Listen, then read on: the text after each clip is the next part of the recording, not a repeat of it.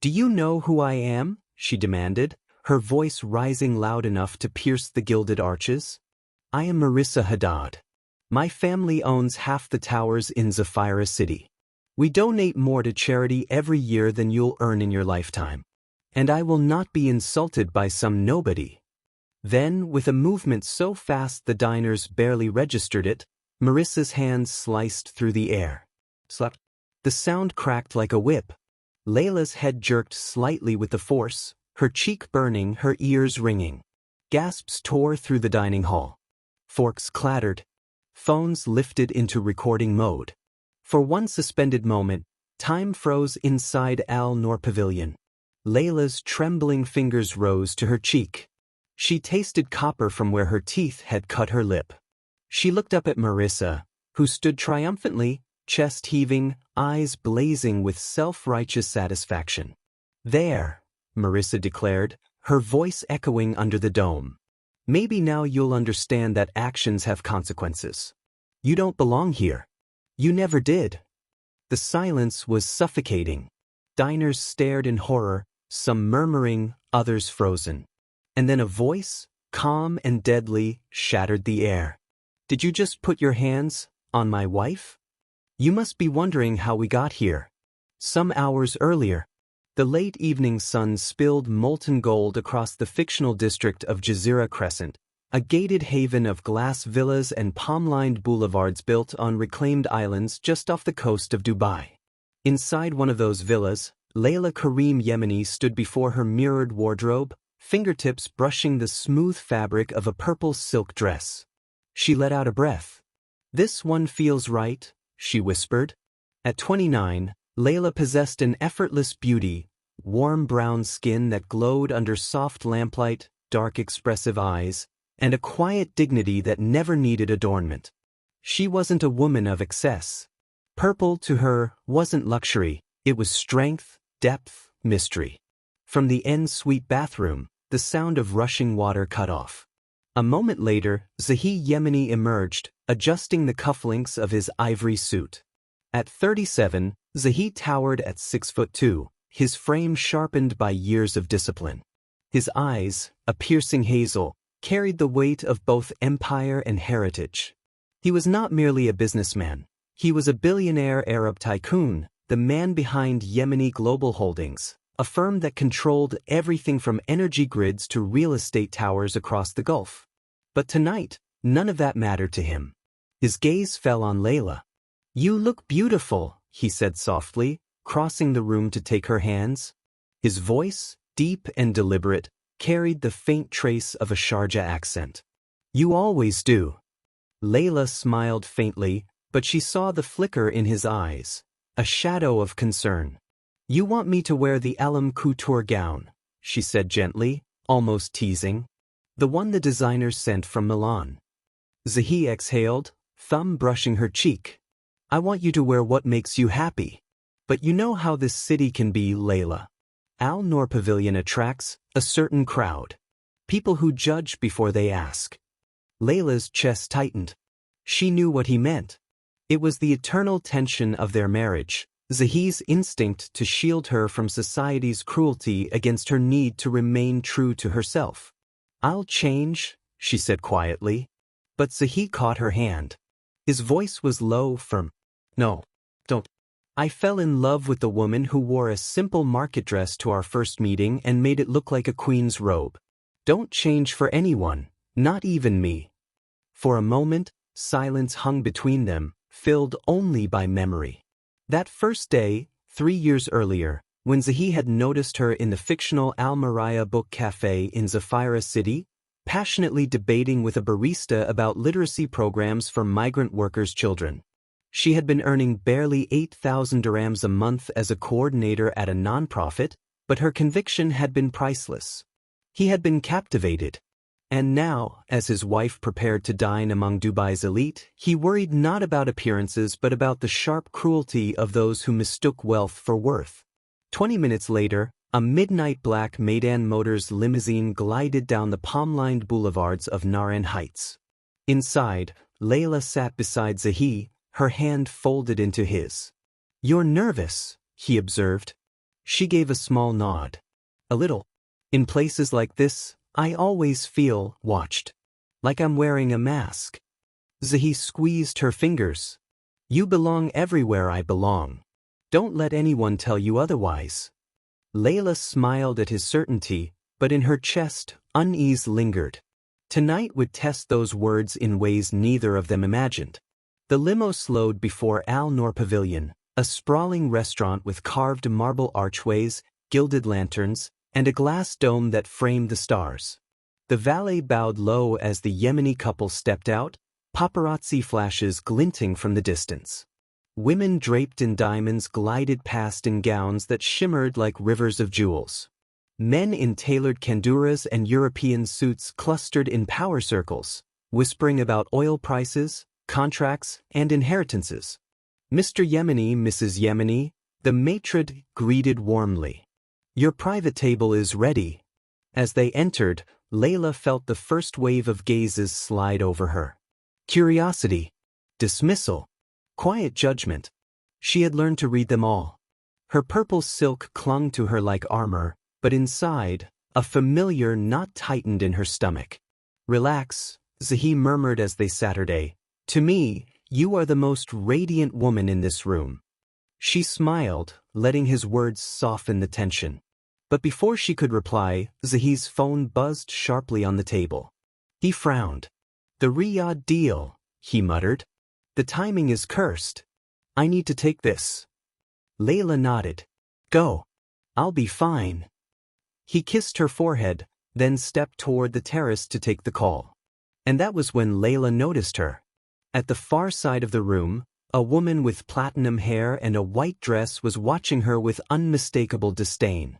Her sharp features seemed sculpted by a surgeon, her lips curved in a smile that was anything but kind.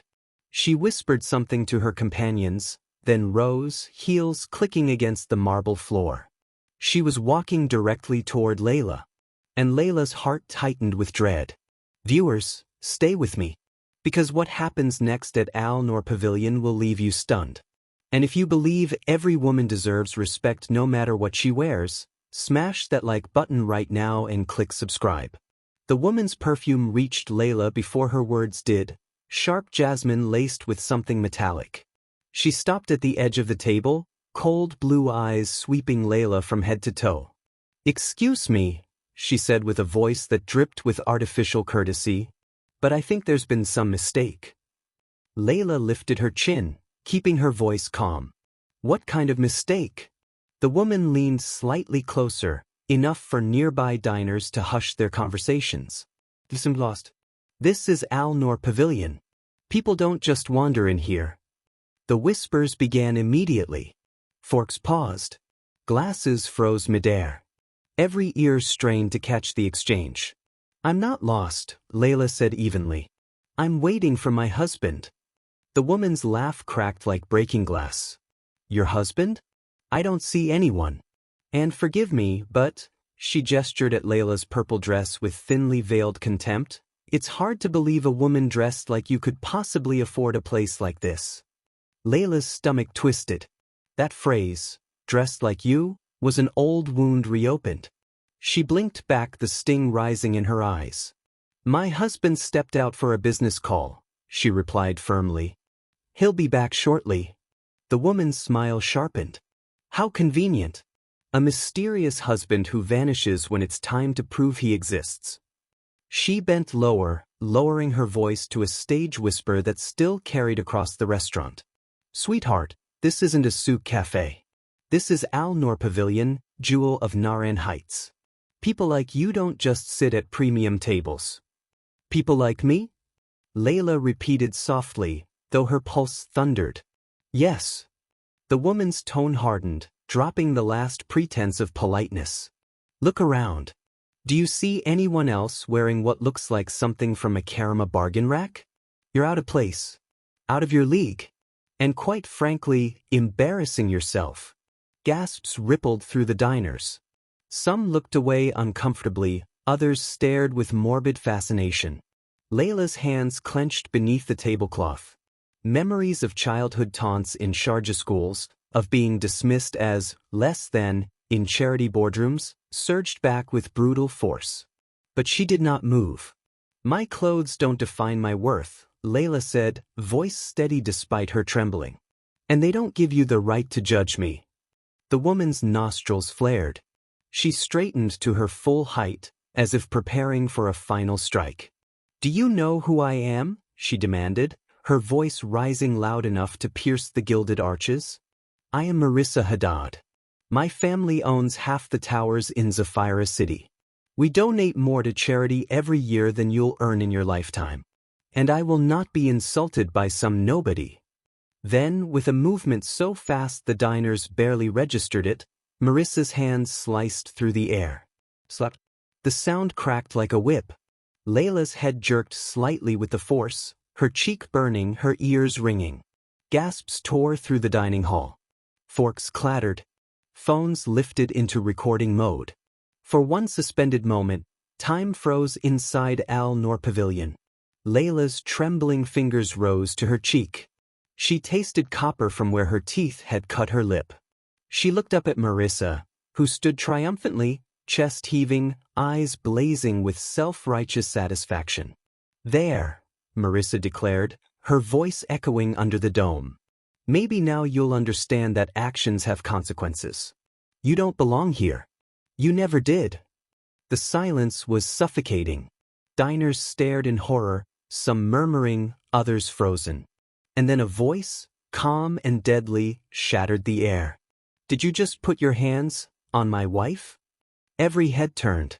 Through the carved archway of the terrace, Zahi Yemeni strode back into the dining hall, his hazel eyes locked on Marissa Haddad with a fury that seemed to shake the marble floor. His ivory suit gleamed under the chandeliers, but it was his presence, the controlled, simmering rage of a man who commanded empires, that charged the room with electricity. Marissa's confident smile faltered. She blinked, her bravado slipping. "Her wife." Zahi's gaze didn't waver. He stopped at Layla's side, his hand resting protectively on her shoulder. His voice was low, but it rolled through the restaurant like thunder over the desert. "My wife, Layla Karim Yemeni. The woman you just assaulted in front of every witness here." The crowd erupted in whispers. "Layla Yemeni? Wife of Zahi Yemeni?" She slapped the billionaire's wife. Marissa's face drained of color as the realization slammed into her. Her manicured hand, still trembling from the slap, now clutched the back of a chair for balance. Zahi's stare never softened. "Explain yourself," he demanded. "Why did you think you could humiliate and lay hands on my wife?" Marissa stammered, her voice barely audible. "I didn't know. She didn't look like..." "Didn't look like what?" Zahi's tone sharpened like a blade. "Didn't look wealthy enough? Didn't look powerful enough? Didn't look like she deserved basic human respect." Each word hit Marissa like a blow. Around them, diners began murmuring louder, some recording, some shaking their heads in disgust. Layla sat frozen, her cheek throbbing, her chest rising and falling with the weight of humiliation and awe. She had never seen her husband like this before, a storm barely restrained, his fury radiating across the gilded dining hall. And for the first time, Marissa Haddad realized she was facing not just a woman she thought powerless, but a man who could destroy her world with a single decision. Viewers, if you believe Layla deserves justice, hit that subscribe button right now. Because what happens next will change everything for Marissa Haddad. Perfect white heavy checkmark. Now let's continue into the fallout scene, the part where Zahi unleashes his fury, the crowd reacts, and Layla begins to find her voice. Every chandelier in Noor Pavilion seemed to dim beneath the fire in Zahi Yemeni's gaze. His voice cut like steel through the tense silence. "You thought she was powerless. You thought her simplicity meant weakness. Tell me, Marissa Haddad, what gave you the right to humiliate and strike my wife in public?" Marissa's painted lips quivered. She tried to summon the arrogance that had carried her for years across Dubai's glittering social circles, but under the billionaire's fury, it crumbled like sand. She was rude. She didn't belong here. I was only protecting standards." "Standards?" Zahi interrupted, his voice reverberating across the marble walls. You assaulted a woman because she wore a purple dress instead of diamonds? Because she carried dignity instead of arrogance? That's not standards. That's prejudice. That's cruelty. Gasps and murmurs rippled through the diners. An elderly Emirati man at a corner table shook his head. Shameful, he whispered, loud enough for others to hear. Marissa turned frantically to the crowd, desperation painting her face. You all saw. She was aggressive, she raised her voice. She was polite, the elderly man cut in firmly. He rose to his feet, leaning on a silver cane. I saw the entire exchange. This young woman sat quietly until you provoked her. Then you slapped her for daring to exist where you didn't think she belonged. A chorus of voices followed. She never raised her voice. That slap was unprovoked. Unbelievable. Marissa's face flushed crimson. She spun back toward Zahi, her bravado collapsing. I didn't know. You didn't know she was my wife? Zahi stepped closer, towering over her. His tone was calm but carried a menace that made even seasoned moguls at nearby tables shiver. So, if she had been alone, she deserved this treatment? If she had been a struggling worker, her dignity didn't matter. Marissa stumbled backward. I didn't mean. You meant every word, Zahi snapped. You told her people like her didn't belong. You called her clothes cheap, you mocked her existence, and then you dared to strike her. Don't hide behind ignorance now. Layla's heart pounded as she watched her husband stand like a wall of fury between her and her tormentor. For years she had known him as the calculating strategist, the tender partner, the visionary leader. But tonight, he was something else, a storm unleashed in her defense. Her cheeks still burned, her throat still ached with unshed tears. But seeing Zahi's fierce protection ignited something inside her. A spark. A reminder that she was not powerless, not anymore. Slowly, she pushed her chair back and rose to her feet. The movement pulled every gaze back to her. Her voice, though quiet, carried with a strength that silenced the murmurs. Marissa Haddad, she said, eyes locking with the trembling socialites. You don't know me. You don't know where I came from or what I've lived through. But tonight, you showed everyone who you truly are. Marissa's breath hitched. The words cut sharper than Zahi's fury. Layla continued, her voice steady now. You wanted me to shrink. You wanted me to run. But I won't. Because my worth is not written in designer gowns or diamond bracelets. My worth comes from my character. From the life I've built with the man I love. A wave of applause began, soft at first, then growing as more diners joined in. Some stood. Some clapped slowly, their eyes fixed on Layla with admiration. Marissa's composure shattered completely. Tears streaked her foundation as she looked around, realizing the glittering crowd she had always controlled was now condemning her. Zahi stepped forward again, his voice cold as desert steel. You humiliated my wife in front of all of Dubai's elite. And you thought there would be no consequences. But Marissa, the actions have consequences. The words echoed like a verdict. The applause died down into a charged silence.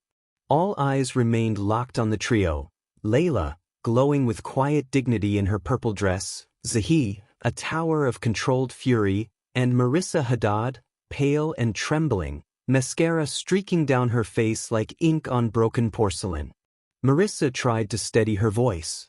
You're twisting this. I never meant to harm her. I was only concerned with protecting the standards of this place. Surely you all understand? Standards, Zahi repeated slowly, his tone razor-sharp. The only standard you've protected tonight is cruelty. He stepped closer, forcing Marissa back against her own table. Diners sitting there hurriedly pushed their chairs aside, clearing the way as if sensing they were witnessing a public trial. Tell me, Zahi continued, his voice low but carrying across the gilded hall. What was it about my wife that offended you? Her dress? Her skin? Her silence?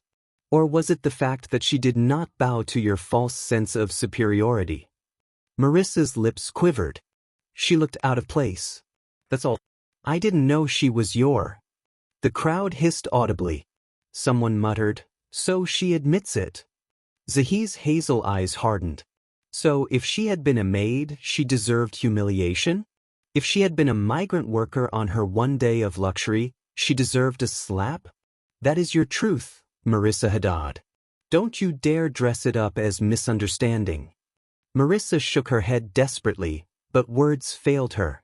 Her power, once absolute in Dubai's social circles, was crumbling under the weight of Zahi Yemeni's wrath. Layla's voice rose again, soft but cutting. You told me people like me didn't belong. You mocked my clothes, my dignity. And when I didn't bend, you struck me. That wasn't about standards. That was about hate.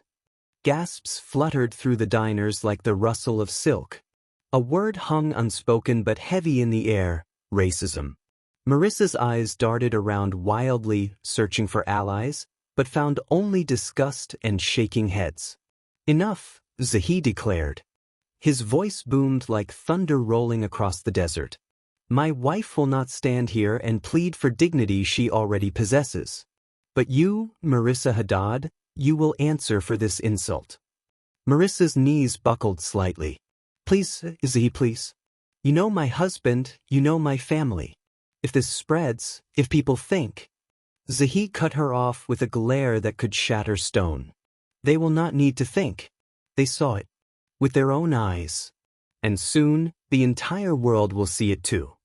Phones were raised openly now. Streams were going live. Twitter feeds and TikTok clips were already flooding with the headline, Socialite slaps billionaire's wife in Dubai's Noor Pavilion. Marissa's face drained of blood as the reality sank in. But Zahi wasn't finished. His voice dropped lower, colder. You think I don't know you? He asked. Marissa Haddad, daughter of Elias Haddad, the property tycoon of Zafira City. Your family sits on 3 charity boards, hosts galas for the cameras, pretends to care for this city while looking down on those who built it. I know your investments, your debts, your scandals whispered in private rooms. You live off illusions, but tonight your mask has cracked. The crowd buzzed louder. Names carried weight in Dubai, and Zahi Yemeni's words were rarely questioned. Marissa clutched the back of her chair, trembling. Please, Zahi, don't beg me, he said coldly. Beg her. Every eye in the restaurant swung back to Layla. She stood tall despite the sting on her cheek, purple silk catching the golden light like armor. Marissa's voice cracked. Layla, Mrs. Yemeni. I'm sorry. I made a mistake. Please, forgive me. I'll do anything. Layla's lips parted, but before she could speak, Zahi interjected, his fury still burning. You ask her forgiveness as if words can erase violence. You think a simple apology fixes humiliation? You struck her, in public, for existing. Tell me, Marissa, how many others have you struck with your words when no cameras were present? Marissa broke into sobs, mascara rivers staining her cheeks. Layla inhaled slowly. Something within her shifted. She remembered her childhood in Sharjah's cramped apartments, her years working long hours for a non-profit, her stubborn belief that kindness mattered in a world that dismissed it. And she realized, this was her moment, not just Zahi's. She stepped forward. Her voice, though calm, carried across the hall like the ringing of a bell. I accept your apology, Marissa Haddad. But words are nothing without actions. You want redemption? Then spend 6 months volunteering at literacy centers in Ferris Town. Sit with children whose names you would never bother to learn. Help women whose clothes you would mock. And maybe then, you'll understand that dignity isn't reserved for the wealthy. A hush fell. Diners exchanged looks of awe. Some even nodded approvingly. Zahi turned to his wife, his fury melting into something softer, pride, admiration, love. Justice with purpose, he whispered. But before Marissa could answer, before she could accept or refuse, her phone buzzed violently on the table. She glanced at the screen, and a new mask slid over her tear-streaked face. Cold. Calculating. She straightened slowly, wiping her tears with trembling fingers. Actually, her voice hardened, arrogance creeping back in, I think I need to reconsider this situation. The crowd gasped. Zahi's arm tightened protectively around Layla's shoulders. His hazel eyes narrowed. Reconsider what exactly? Marissa raised her chin. I may have overreacted, but don't forget who I am. My family has influence in this city. You think one viral video can destroy me? You forget how quickly narratives can be rewritten. Be careful, Zahi. You're not the only one who can end careers. Viewers, can you believe this? Even after being caught red-handed, Marissa Haddad dares to fight back. But what Zahi Yemeni does next will shatter her last illusion of power. The crowd's gasps had barely settled when Marissa Haddad straightened her posture, her trembling replaced by a thin, brittle defiance. The streaks of mascara on her cheeks didn't soften her words, they sharpened them. You all act as if I'm the villain here, she hissed, her voice carrying with unnatural clarity. But none of you are brave enough to say what you're thinking. Zahi's jaw tightened. Choose your next words very carefully. Marissa's lips curled into a smile that looked more like a wound. Fine. I'll say it for all of you. She's a gold digger. The words detonated across the dining hall like an explosion. Layla froze. Her pulse roared in her ears. She played you from the start, Zahi, Marissa pressed on, her voice rising as if feeding off her own spite. Look at her, the humble act, the modest dress, the shy smiles. It's all calculated. She saw you, saw your empire, and she latched on. You really think a billionaire's wife chooses to wear a plain purple dress? Please. It's theater. An illusion to make you think she's different. Layla's breath caught. The very insecurities she had battled since marrying into wealth now lay bare in front of hundreds of eyes. She positioned herself perfectly, Marissa continued, her words laced with venom. The quiet nonprofit worker. The woman of character. The tragic backstory. Classic con artist tactics. Make the rich man believe he's saving her. You, Zahi Yemeni, the mighty tycoon, reduced to a mark in her little performance. Layla's hands shook at her sides. She wanted to speak, to deny, to scream, but the accusations sliced into her deepest fears. For a moment, the humiliation was unbearable. The crowd shifted uncomfortably. Some diners whispered. Others looked down at their plates, unwilling to meet Layla's eyes. Zahi's fury burned hotter than ever, but before he could respond, Layla found her voice. It cracked at first, but grew stronger with each word. Stop, she whispered, though it carried through the hushed room. Just stop. Her dark eyes glistened as she looked at Marissa. You don't know me. You don't know the nights I worked 3 jobs to help my mother pay rent in Sharjah. You don't know the years I spent teaching children in Ferris Town, Children's Society forgot, while you sat in glass towers sipping champagne. You don't know anything about me. Her voice trembled, but the truth in it rang clear. Diners leaned forward, hanging on her every word. When Zahi met me, Layla continued, I didn't know who he was. I didn't care. I spoke to him about literacy programs, not limousines. And when he proposed, I wanted to keep working because my students mattered to me. That's who I am. That's who I've always been. Applause broke out, hesitant at first, then swelling into genuine support.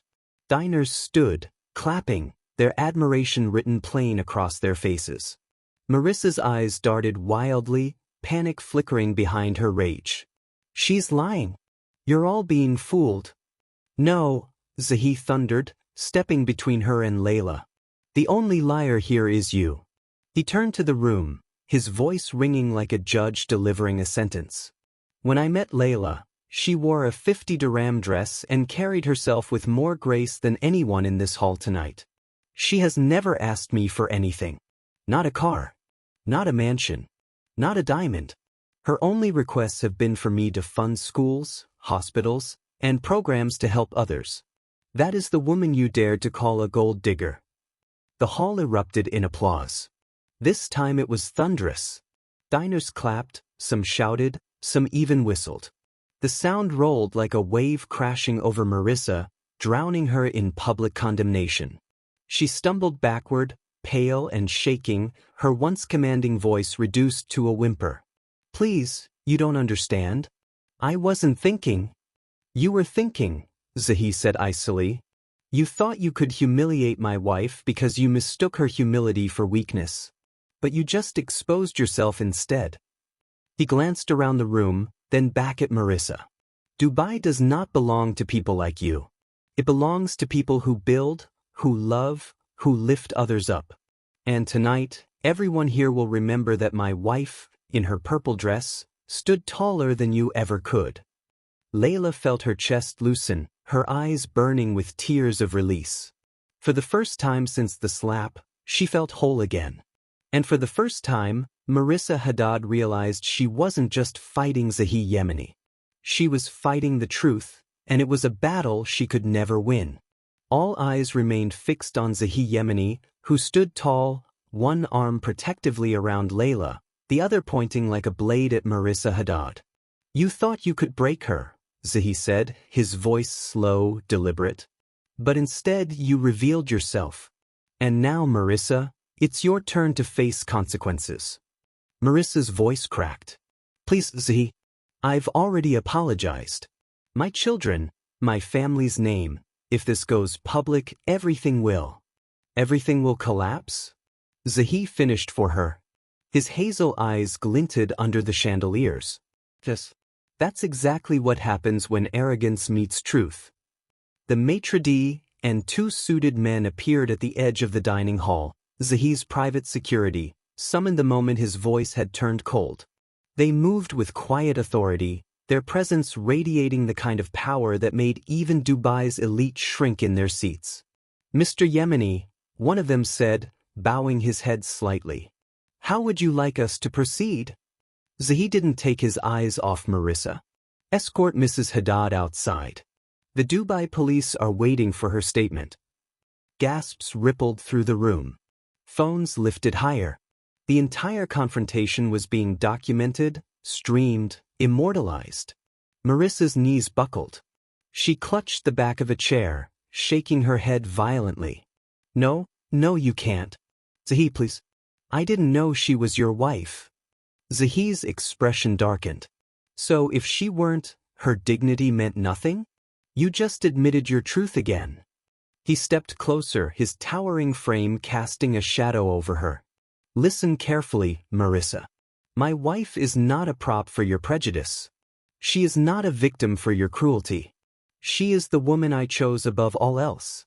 And tonight, the whole city will know it. Tears streaked Marissa's face. She turned desperately toward Layla. Please, tell him to stop. You're kind, you're merciful. Don't let him destroy me. Layla inhaled deeply. The burn on her cheeks still throbbed, but her voice was steady, clear. Marissa, you destroyed yourself. Not with the slap. Not even with the insults. But with the belief that wealth makes you better than others. That belief is poison. And tonight it's choking you. The hall fell utterly silent. Zahi raised his hand, signaling the guards. Take her. The two security men flanked Marissa, their hands light but unyielding on her arms. She whimpered, her white gown crumpling as they lifted her to her feet. As they began leading her out, an elderly Emirati man rose again, the one who had defended Layla earlier. He tapped his cane once on the marble, his voice firm. Justice is not cruelty, Mr. Yemeni. Tonight you showed this hall that dignity cannot be bought. May it echo beyond these walls. Zahi inclined his head in respect. Thank you, uncle. Marissa's cries faded as the heavy glass doors swung shut behind her. The echoes of her downfall lingered like the last notes of a broken song. The restaurant shifted. Diners exhaled, some applauding again, others whispering furiously into phones, already spreading the story that would dominate Dubai's gossip networks by morning. Zahi turned to his wife, his fury softening into tenderness. He lifted his hand, brushing his thumb gently against the reddened skin of her cheek. "Does it hurt?" he whispered. Layla leaned into his touch, her voice steady but tired. "It stings. But I'm fine. More than fine, because I didn't run." Zahi's chest swelled with pride. "You were magnificent. Stronger than anyone in this room." She smiled faintly. "Then let's finish what we came here for." He frowned slightly. "You want to stay?" "Yes." Her voice was firm. "We came here for dinner. I won't let her chase me away. Not even halfway." For a beat, silence. Then Zahi laughed softly, admiration glowing in his eyes. "As you wish, my queen." They sat once more. Slowly, the restaurant returned to motion, waiters refilling glasses, diners resuming hushed conversations, though many still stole glances at the couple who had just rewritten the evening. Layla lifted her water glass, her hand steady now. She looked across the table at her husband, love softening every line of his face. "To us," she said simply. Zahi raised his own glass, his hazel eyes locked on hers. "To us." 3 months later, the fallout was complete. Marissa Haddad was sentenced to community service and mandatory anger management. Her family's real estate company, already drowning in debt, collapsed after Zahi publicly cut ties, stripping them of contracts worth hundreds of millions. The Haddads sold their villa in Zafira City, their reputation in tatters. But none of that mattered to Zahi and Layla Yemeni. What mattered was that on that unforgettable night at Noor Pavilion, Layla had faced humiliation, prejudice, and cruelty, and emerged stronger. A wife. A queen. A woman who proved her worth needed no diamonds, no validation, no disguise. Because in the end, she chose dignity. And dignity will always outshine arrogance. Have you ever been judged unfairly because of how you look or what you wear?